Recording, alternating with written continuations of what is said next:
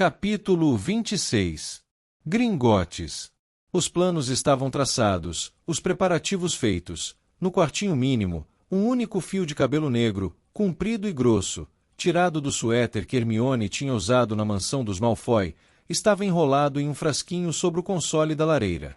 E você estará usando a varinha dela, disse Harry, indicando com a cabeça a varinha de Nogueira. Portanto, acho que estará bem convincente. Hermione olhou assustada, quando a apanhou, como se a varinha pudesse picar ou morder.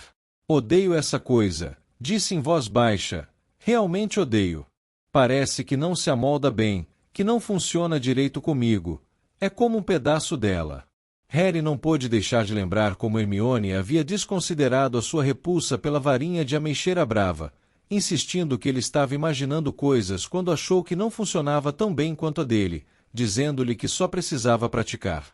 Preferiu, porém, não repetir para a amiga o próprio conselho. Achou que a véspera da tentativa de assalto ao Gringotes era o momento errado para antagonizá-la. Provavelmente ajudará quando você tiver assumido o personagem, disse Rony. Pense no que essa varinha já fez. Mas é disso que estou falando, retorquiu Hermione. Esta é a varinha que torturou os pais de Neville, e quem sabe quantas pessoas mais. Esta é a varinha que matou Sirius. Harry não tinha pensado nisso. Olhou para a varinha e sentiu um brutal impulso de parti-la, cortá-la ao meio com a espada de Grifinória, que estava apoiada na parede ao seu lado. Sinto falta da minha varinha, reclamou Hermione infeliz. Gostaria que o Sr. Olivaras pudesse ter feito outra para mim também. O fabricante de varinhas havia mandado uma nova para a Luna naquela manhã. Nesse momento, a garota estava no quintal, testando seu potencial ao sol do entardecer. Dino, que tinha perdido a varinha para os sequestradores, a observava tristonho.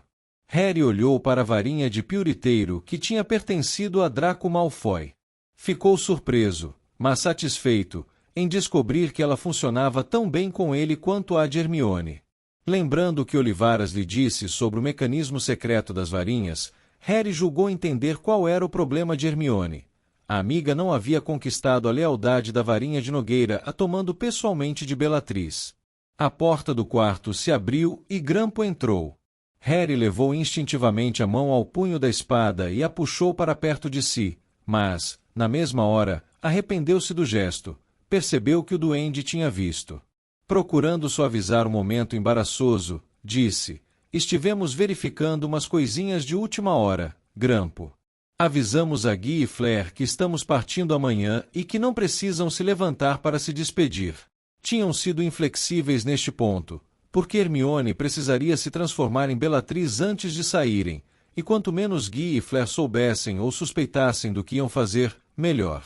Explicaram também que não retornariam. Como tinham perdido a velha barraca de Perkins, na noite em que foram pegos pelos sequestradores, Guy havia-lhes emprestado outra.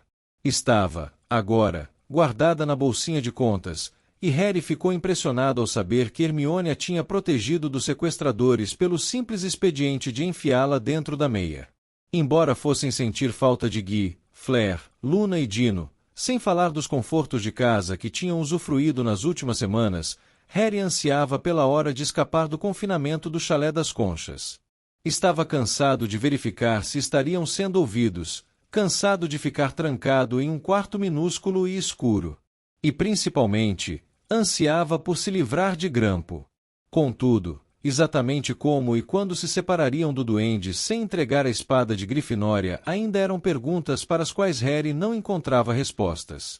Tinha sido impossível decidir como iriam fazer isso, porque o duende raramente deixava Harry, Rony e Hermione a sós por mais de 5 minutos por vez.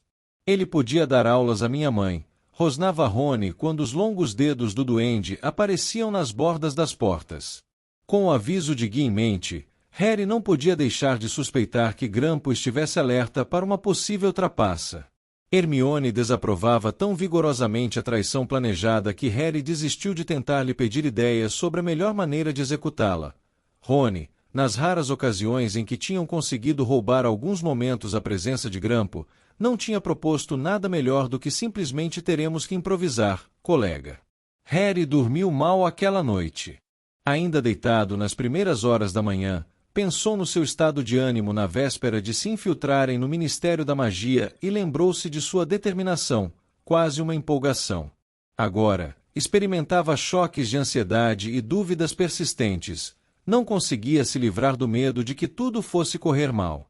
Não parava de dizer a si mesmo que o plano deles era bom, que Grampo sabia o que iam enfrentar, que estavam bem preparados para todos os obstáculos que pudessem encontrar. Ainda assim, sentia-se inquieto.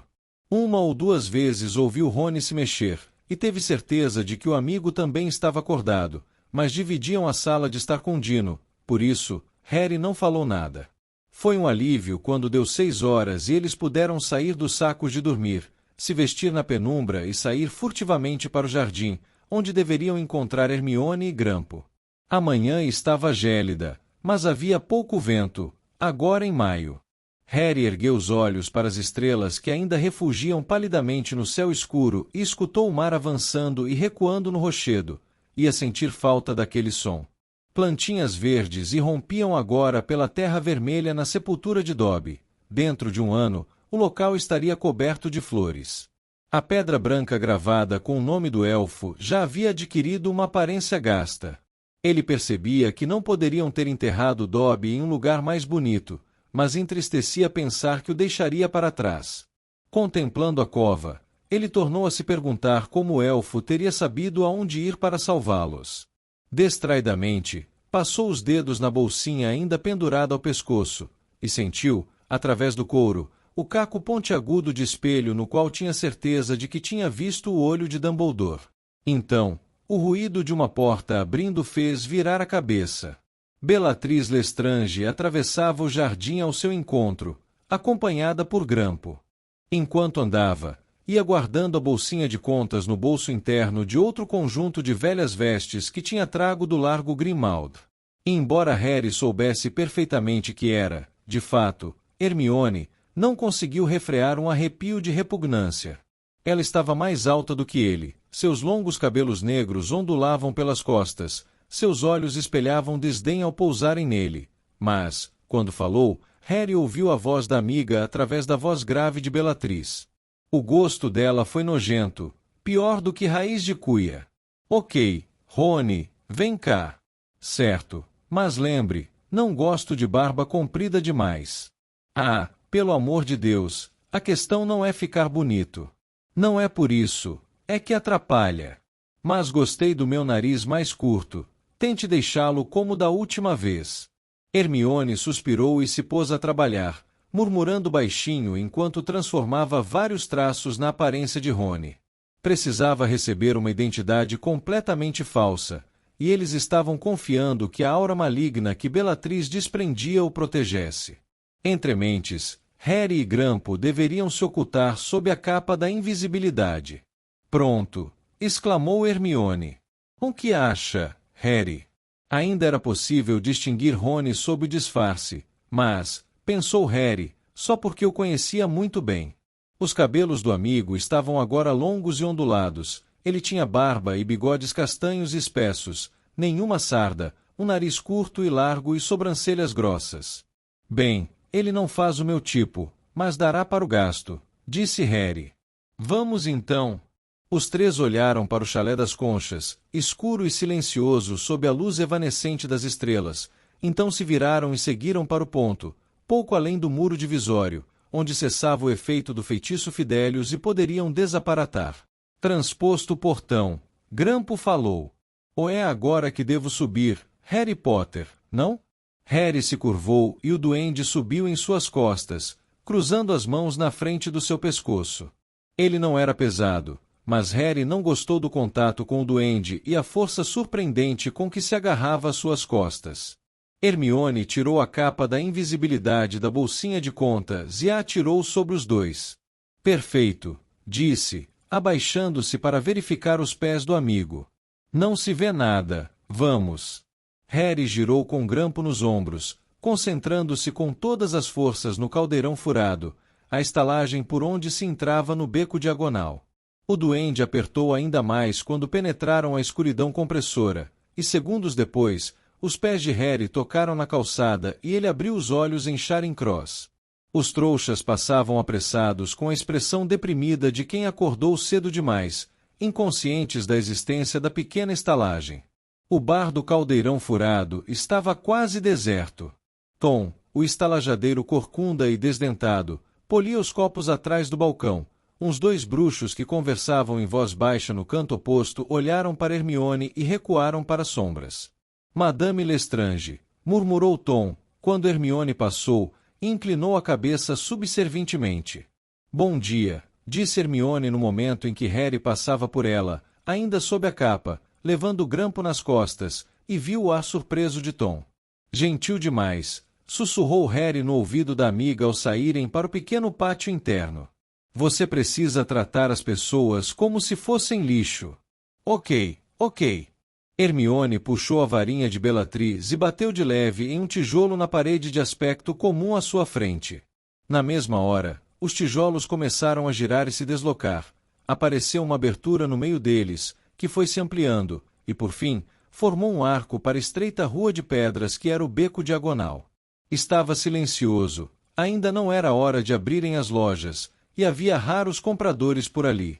A via torta e calçada de pedras estava muito diferente do lugar movimentado que havia sido quando Harry a tinha visitado no primeiro ano de Hogwarts, anos atrás. Muito mais lojas fechadas com tábuas, embora vários novos estabelecimentos dedicados às artes das trevas tivessem sido abertos desde sua última visita.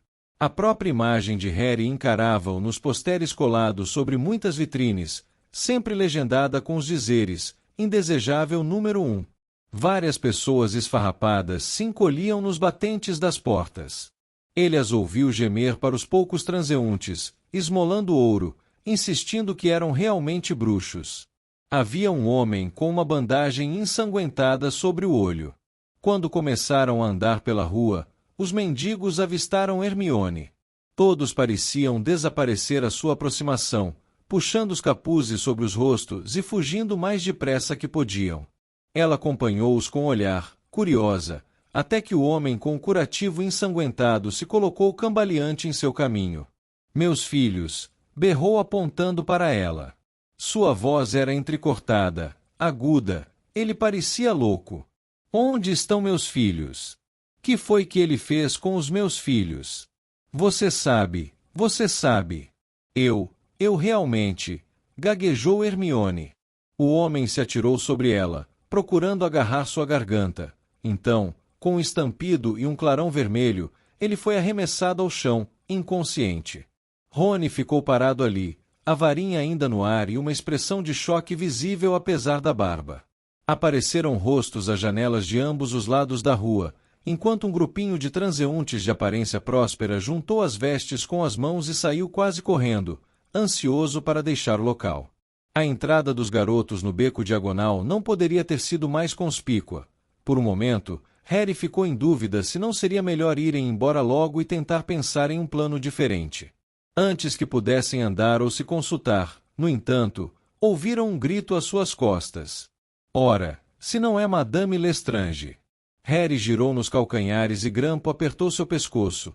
Um bruxo alto e magro com uma densa cabeleira grisalha e um nariz longo e curvo vinha ao seu encontro. É Travers, sibilou o duende ao ouvido de Harry, mas naquele momento o garoto não conseguiu lembrar quem era Travers.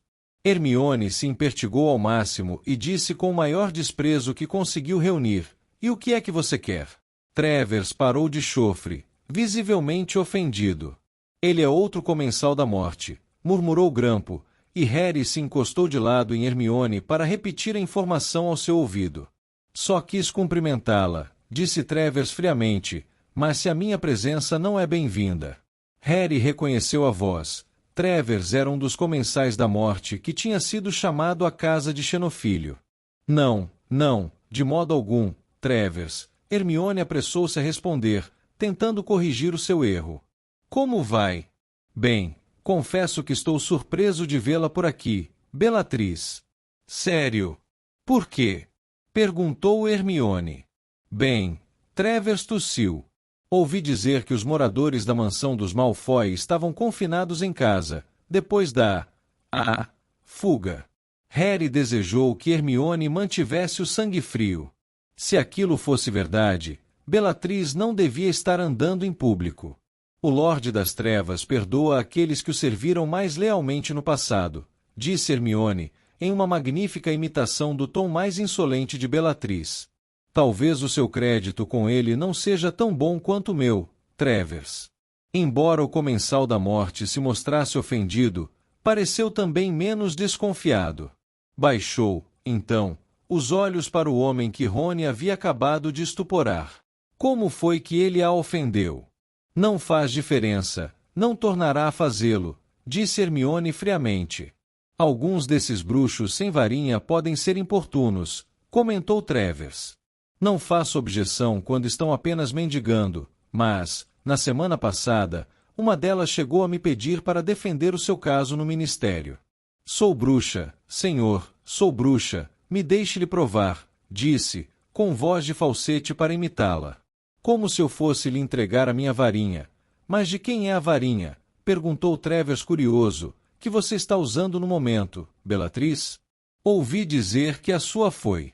A minha varinha está aqui, respondeu Hermione friamente, erguendo a varinha de Bellatrix. Não sei que boatos anda ouvindo, Travers, mas parece estar lamentavelmente mal informado. O bruxo pareceu um pouco surpreso ao ouvir isso, e se virou, então, para Rony. Quem é o seu amigo? Não o estou reconhecendo.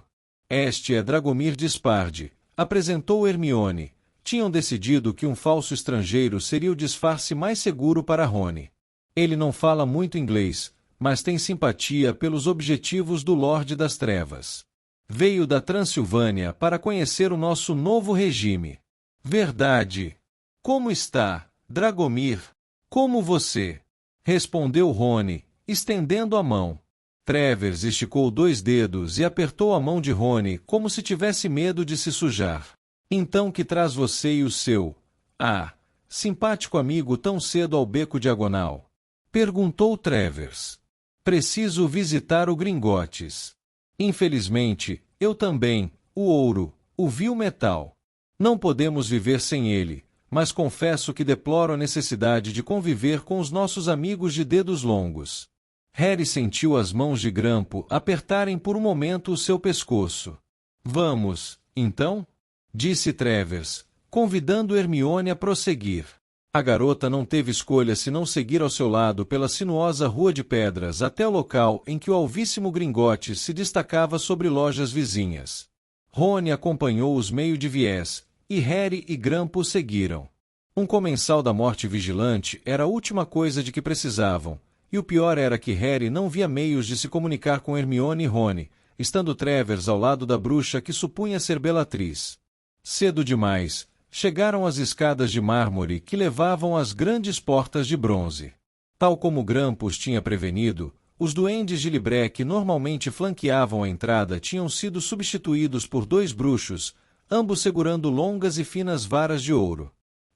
Os honestímetros, suspirou Travers teatralmente, tão rudimentares, mas tão eficientes.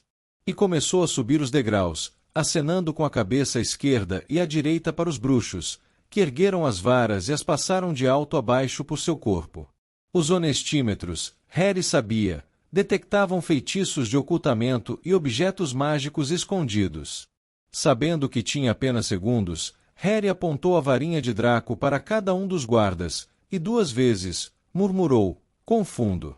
Despercebido por Travers, que olhava através das portas de bronze para o saguão interno, os guardas estremeceram brevemente quando os feitiços os atingiram. Os cabelos longos e negros de Hermione ondularam às suas costas quando subiu as escadas.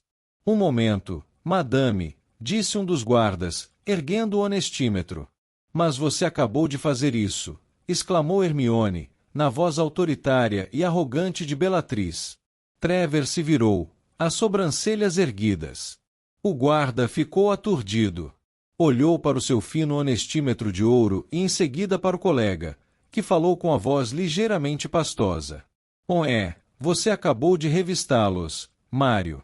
Hermione continuou a subir, Rony ao seu lado, Harry e Grampo trotando invisíveis em sua cola. O garoto olhou para trás ao cruzar o portal do banco. Os guardas coçavam a cabeça. 2 duendes estavam postados diante das portas internas, que eram feitas de prata, e exibiam o poema alertando para a terrível retribuição que aguarda os ladrões potenciais. Harry ergueu os olhos e de repente ocorreu-lhe uma lembrança muito nítida. Parado naquele exato lugar, no dia em que havia completado 11 anos, o aniversário mais fantástico de sua vida, e Hagrid lhe dizendo: "Não te disse? Só um louco tentaria roubar o banco." Naquele dia, Gringotts tinha-lhe parecido um lugar assombroso, o repositório encantado de um tesouro em ouro que ele nunca havia imaginado possuir, e nem por um instante poderia ter sonhado que voltaria ali para roubar. Segundos depois, porém, eles estavam no vasto saguão de mármore do banco. O longo balcão era ocupado por duendes sentados em banquinhos altos, que atendiam os primeiros clientes do dia. Hermione, Rony e Trevor se dirigiram a um velho duende que examinava, com óculos, uma grossa moeda de ouro. Hermione deixou Trevor passar sua frente a pretexto de explicar algumas características do saguão a Rony. O duende jogou a moeda que tinha nas mãos para o lado e falou sem se dirigir a ninguém em particular. Leprechaun, em seguida, cumprimentou Trevor, que lhe entregou uma chaveta de ouro. O duende a examinou e a restituiu. Hermione se adiantou. "Madame Lestrange", disse o duende evidentemente surpreso. "Céus, que posso fazer hoje pela senhora?" "Quero entrar no meu cofre", respondeu Hermione. O velho duende pareceu se encolher ligeiramente. Harry olhou para os lados. Não só Trevor estava por perto observando, mas vários outros duendes tinham levantado a cabeça do seu trabalho para olhar Hermione. "A senhora tem identificação?" perguntou o duende. "Identificação? Nunca me pediram identificação antes." "Eles sabem", sussurrou Grampo ao ouvido de Harry. "Devem ter sido avisados de que poderia aparecer um impostor." "A sua varinha será suficiente, madame", disse o duende. Ele esticou a mão trêmula, e em um aflitivo lampejo de percepção, Harry teve certeza de que os duendes do Gringotts sabiam que a varinha de Bellatrix tinha sido roubada. "Haja agora", sussurrou Grampo outra vez, "a maldição Impérios." Harry ergueu a varinha de piuriteiro sob a capa, a apontou para o velho duende e sussurrou pela primeira vez na vida: "Império." Uma curiosa sensação percorreu seu braço, uma sensação de quentura ardida que pareceu fluir do seu cérebro e descer pelos tendões e veias que o ligavam à varinha e à maldição que acabava de lançar. O duende apanhou a varinha de Bellatrix, a examinou atentamente, e então exclamou: "Ah, a senhora mandou fazer uma nova varinha, Madame Lestrange." "Que?" disse Hermione. Não, essa é a minha." "Uma nova varinha?" indagou Trevor, aproximando-se outra vez do balcão. Os duendes a toda a volta continuavam a observar. "Mas, como poderia ter feito? Que fabricante de varinha usou?" Harry agiu sem pensar, apontou a varinha para Trevor e murmurou mais uma vez: "Império." "Ah, sim, estou vendo", disse Trevor, olhando para a varinha de Bellatrix. "É muito bonita. E está funcionando bem." "Sempre acho que as varinhas precisam ser amaciadas", concorda? Hermione parecia absolutamente aturdida, mas, para enorme alívio de Harry, ela aceitou, sem comentário, a bizarra virada nos acontecimentos. O velho duende atrás do balcão bateu palmas e um duende jovem se aproximou. "Precisarei dos cêmbalos", disse ao duende, que correu e voltou logo depois com uma bolsa de couro que parecia cheia de metais soltos e que ele entregou ao seu superior. "Ótimo. Então, se quiser me acompanhar, Madame Lestrange", a convidou o velho duende, saltando do banquinho e desaparecendo de vista. "Levarei a senhora ao seu cofre." Ele reapareceu na extremidade do balcão, saltitando feliz ao encontro da cliente, o conteúdo da bolsa de couro ainda tilintando. Trevor agora estava parado, muito quieto, de boca aberta. Rony atraía as atenções para o estranho fenômeno, olhando confuso para o bruxo. "Espere, Bogrode!" Outro duende contornou correndo o balcão. "Temos instruções", disse-lhe curvando-se para Hermione. "Me perdoe, Madame Lestrange, mas recebemos ordens especiais com relação ao cofre de sua família." Ele cochichou pressuroso ao ouvido de Bogrode, mas o duende, sob o efeito da maldição, se livrou dele. Estou ciente das instruções. Madame Lestrange quer visitar o seu cofre, família muito antiga, velhos clientes. Acompanhe-me, por favor. E ainda tilintando, ele se dirigiu apressado a uma das muitas portas de saída do saguão. Harry olhou para Travers, que continuava pregado no mesmo lugar, parecendo anormalmente aliado, e tomou uma decisão. Com o aceno da varinha, fez o bruxo acompanhá-los e se dirigir mansamente para a porta e o corredor de pedra rústica além, iluminado por archotes. Estamos enrascados, eles suspeitam, disse Harry, quando a porta bateu às costas deles e despiu a capa da invisibilidade. Grampo pulou dos seus ombros. Nem Bogrod nem Travers manifestaram a menor surpresa ao súbito aparecimento de Harry Potter entre eles. Amaldiçoei-os com impérios, acrescentou em resposta às indagações confusas de Hermione e Rony sobre Travers e Bogrod, ambos agora parados, com o olhar vazio. Acho que não fiz com força suficiente, não sei. E outra lembrança perpassou sua mente, da verdadeira Bellatrix Lestrange gritando quando ele tentou usar uma maldição imperdoável pela primeira vez. É preciso querer usá-las, Potter. Que faremos? Perguntou Rony. Damos-o fora já, enquanto podemos.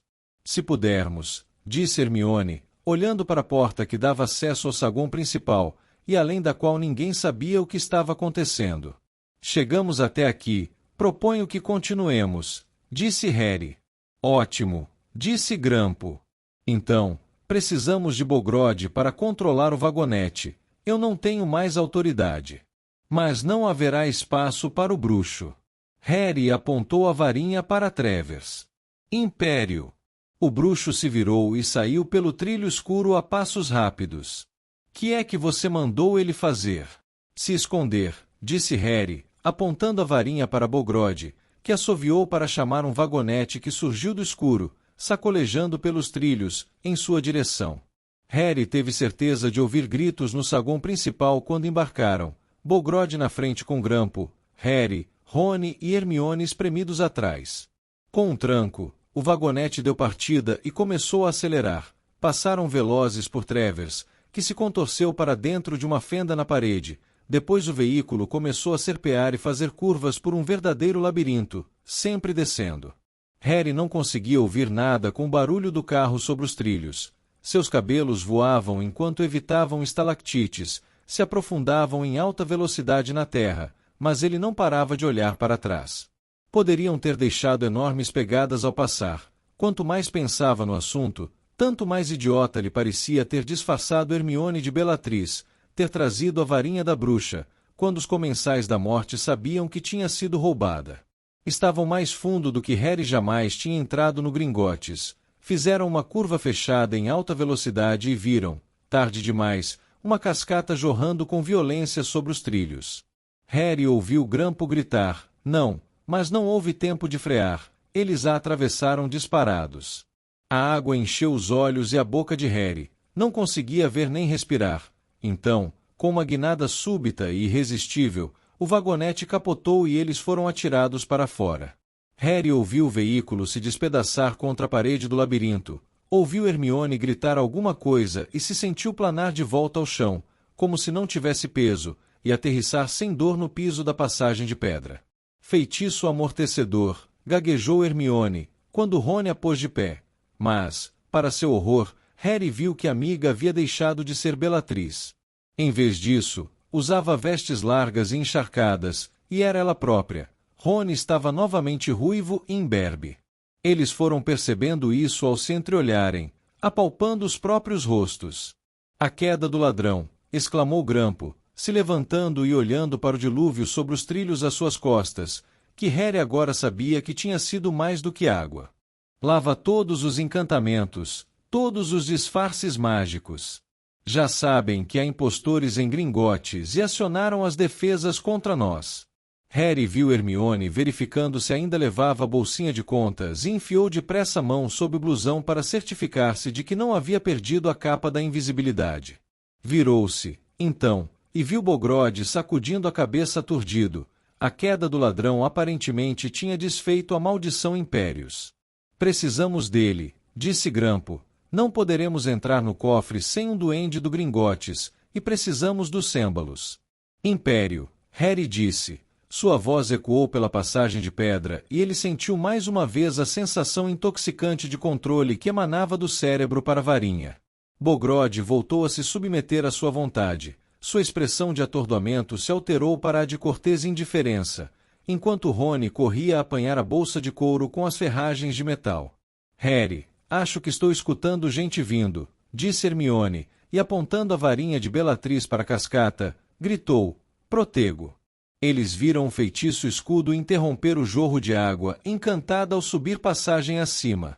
Bem pensado, disse Harry. Mostre-nos o caminho, Grampo. Como vamos sair daqui?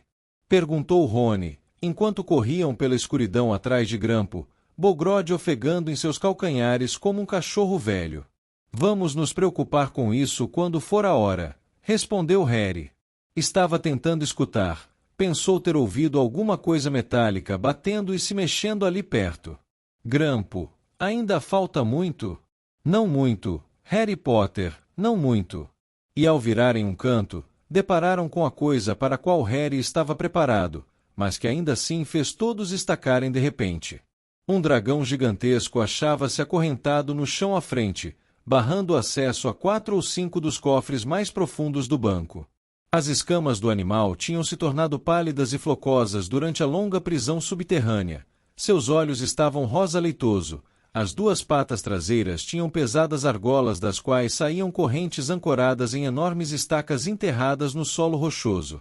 Suas grandes asas, espiculadas e fechadas junto ao corpo, teriam enchido a câmara se ele as abrisse, e quando virou a feia cabeça para eles, rugiu com um estrondo que fez a rocha tremer, escancarou a boca e cuspiu um jato de fogo, fazendo-os retroceder rapidamente. Ele é parcialmente cego, arquejou Grampo, e por isso é ainda mais feroz, mas temos meios de controlá-lo. Ele sabe o que esperar quando trazemos os Cêmbalos. Me dê a bolsa aqui. Rony passou a bolsa para Grampo e o duende tirou de dentro pequenos instrumentos de metal que, quando agitados, produziam um barulho como de martelos e bigornas em miniatura. Grampo os distribuiu. Bogrod aceitou os dele, obedientemente. Vocês sabem o que fazer, disse Grampo a Harry, Rony e Hermione. O dragão sabe que sentirá dor quando ouvir o barulho. Recuará e Bogrod deverá encostar a palma da mão na porta do cofre. O grupo tornou a avançar pelo canto, sacudindo Cêmbalos, e os ruídos ecoaram pelas paredes rochosas, brutalmente amplificados, dando a Harry a impressão de que os ossos de seu crânio vibravam com a zoeira. O dragão soltou outro rugido rouco e retrocedeu. Harry o viu tremer, e ao se aproximar, reparou nas cicatrizes deixadas por fundos cortes em sua cara.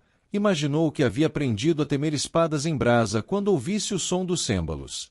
Faça-o pôr a mão na porta. Grampo insistiu com Harry, que apontou a varinha para Bogrod. O velho duende obedeceu, comprimiu a palma da mão contra a madeira, e a porta do cofre se dissolveu, revelando uma espécie de caverna, atulhada do chão ao teto de moedas e taças de ouro, armaduras de prata, peles de estranhas criaturas, algumas com longas espinhas dorsais, outras com asas caídas, poções em frascos cravejados de pedras e um crânio ainda usando uma coroa. Procurem, rápido, disse Harry, enquanto todos se precipitavam para dentro do cofre. Ele havia descrevido a taça de lufa-lufa para Rony e Hermione, mas, se fosse a outra, a Horcrux desconhecida, que estivesse guardada no cofre, ele não sabia que aparência teria.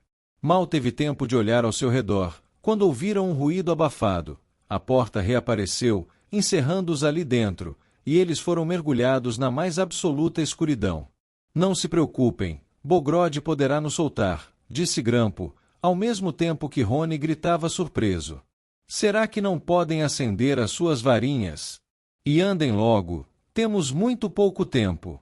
Lumos! Harry girou a varinha acesa pelo cofre. A luz incidiu sobre joias cintilantes. Ele viu a falsa espada de Grifinória em uma prateleira alta, entre um emaranhado de correntes. Rony e Hermione tinham acendido as varinhas também e agora examinavam as pilhas de objetos que o cercavam. Harry, poderia ser...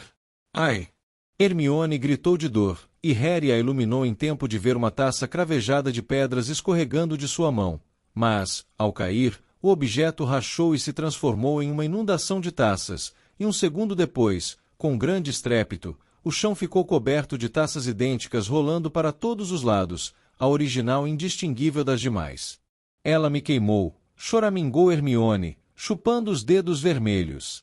Eles juntaram 2 feitiços, o duplicador e o abrasador, disse Grampo. Tudo que tocarmos queimará e multiplicará, mas as cópias não têm valor, e se continuarem a mexer no tesouro, acabarão morrendo esmagados pelo peso do ouro em expansão.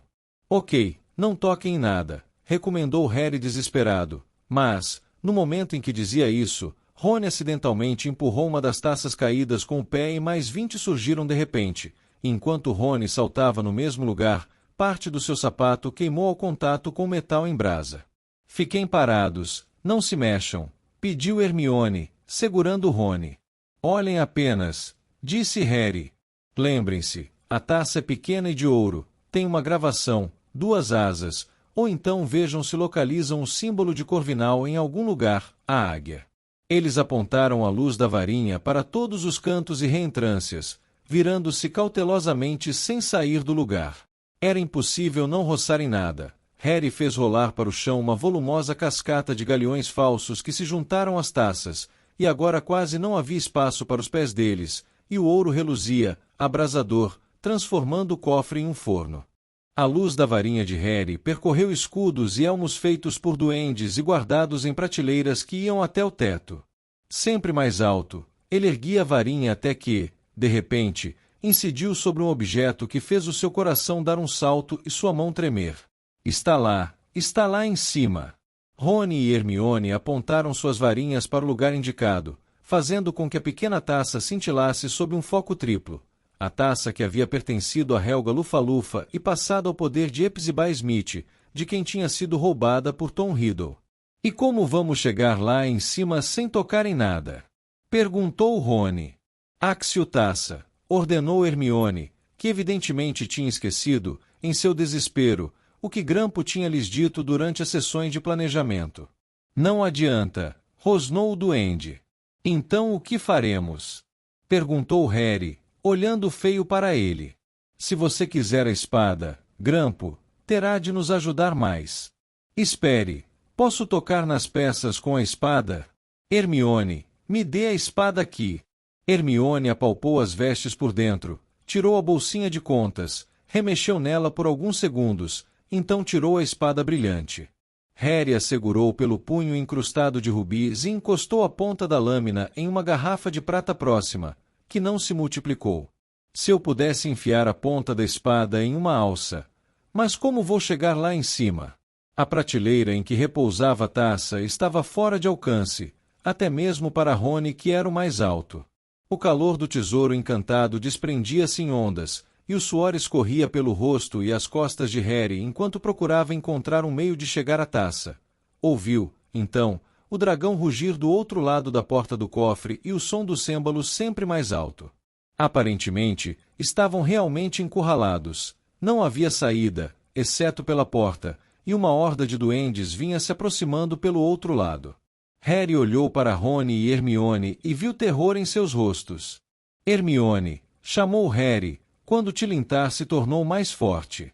Tenho que chegar lá em cima, temos que nos livrar. Ela ergueu a varinha, a apontou para o amigo e sussurrou, leve corpus. Guindado para o alto pelo tornozelo, Harry bateu em uma armadura e as réplicas, como corpos incandescentes, encheram o espaço apertado. Com gritos de dor, Rony, Hermione e os 2 duendes foram atirados contra outros objetos, que também começaram a se replicar. Meio soterrados por uma onda crescente de tesouros em brasa, eles se debateram e gritaram, enquanto Harry enfiava a espada na alça da taça de Lufa-Lufa e a enganchava na lâmina. Impervius, guinchou Hermione, em uma tentativa de proteger a si, Rony e os duendes do metal em combustão. Então o grito mais aterrorizante fez Harry olhar para baixo. Rony e Hermione estavam cercados por tesouros até a cintura, lutando para impedir Bogrod de escorregar para baixo da maré crescente, mas Grampo havia submergido, deixando visíveis apenas as pontas dos seus longos dedos. Harry agarrou os dedos do duende e puxou-os. Grampo, coberto de bolhas, reapareceu aos poucos urrando. Libera corpus, berrou Harry, e com um estrondo, ele e Grampo caíram sobre a superfície do tesouro em progressão, e a espada voou da mão de Harry. Assegure, gritou ele, resistindo à dor das queimaduras em sua pele, quando Grampo tornou a subir em seus ombros, decidido a evitar a massa abrasadora que se expandia. Cadê a espada? Tinha a taça enganchada nela. O tinido de metal do outro lado tornava-se ensurdecedor. Era tarde demais. Ali! Foi Grampo quem a viu, e ele quem se atirou para a espada, e naquele instante, Harry percebeu que o duende nunca tinha esperado que eles cumprissem a palavra dada. Com uma das mãos segurando firme um punhado de cabelos de Harry, para não cair no mar de ouro quente, Grampo agarrou o cabo da espada e a ergueu no alto, fora do alcance de Harry.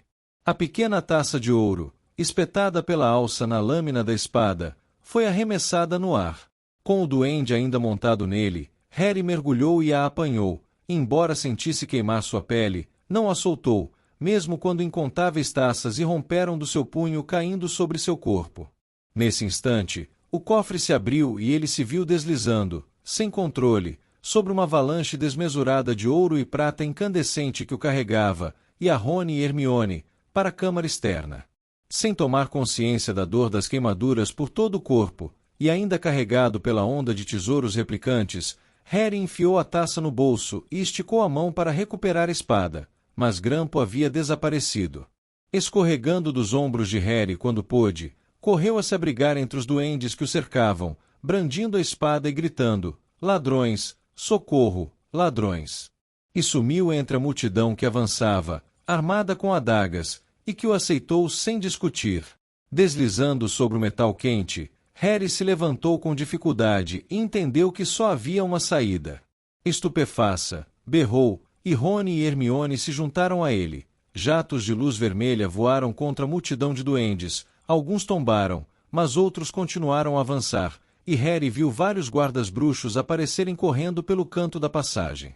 O dragão preso soltou um rugido, e um jorro de chamas voou sobre as cabeças dos duendes. Os bruxos fugiram, curvados, voltando pelo caminho que tinham vindo, e uma inspiração, ou loucura, acometeu Harry.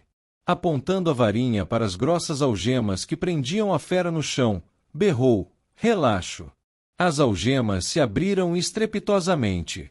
"Por aqui!" berrou Harry, e ainda lançando feitiços estuporantes, disparou em direção ao dragão cego. "Harry, que é que você está fazendo?" bradou Hermione. "Subam, andem logo." O dragão não tinha percebido que estava livre.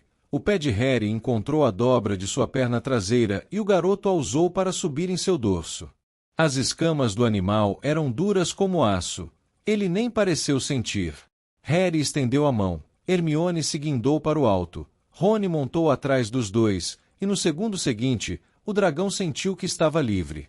Com um rugido, empinou-se nas patas traseiras. Harry firmou os joelhos contra seu corpo, agarrou-se com força às escamas espiculadas e as asas do dragão se abriram, derrubando, como pinos de boliche, os duendes aos berros, e o animal levantou voo.